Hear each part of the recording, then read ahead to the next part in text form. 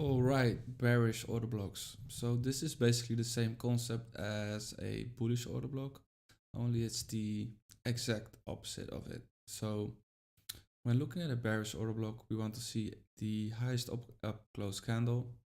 It needs to have a wide range body and it needs to be near a key resistance.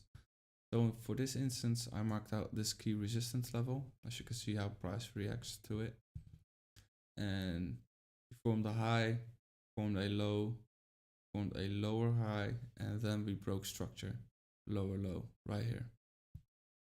So now I want to be entering a short. And where do I want to enter a short? I want to enter a short at the highest up close candle around a key resistance.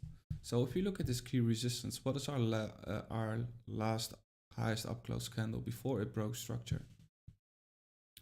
That's this candle right here.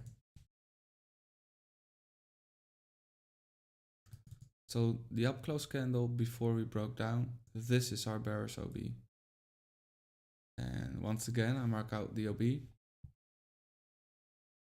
And I mark out the mean threshold of the order block.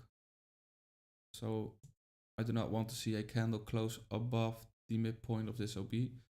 So let's see what we get.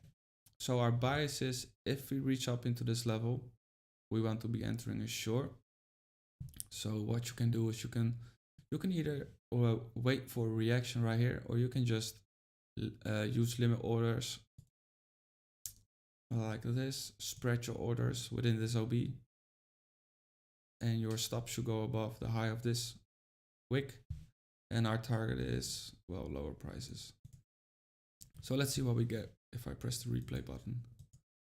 So price moves up, wicks into this OB, it respects the open beautifully, and then we'll get some consolidation right here. So you get 1, 2, 3, 4 days of price action to enter a short, and then it starts to break down and back into this OB right here. So this is how you interpret a bearish OB. 3 key rules. It needs to be the highest up close candle. We want it to have a wide range body, and it needs to be near a key resistance. So my personal preference is to put in limit orders if you can't watch the charts all day. So what I'll do is I'll just put in a limit at 25 right here, 25% of the range, 50% and 75%. So if we get a wick like this, most of my orders will get filled, and I have my stop loss in place, and we can trade it downwards, right? So that's how we use a bearish order block.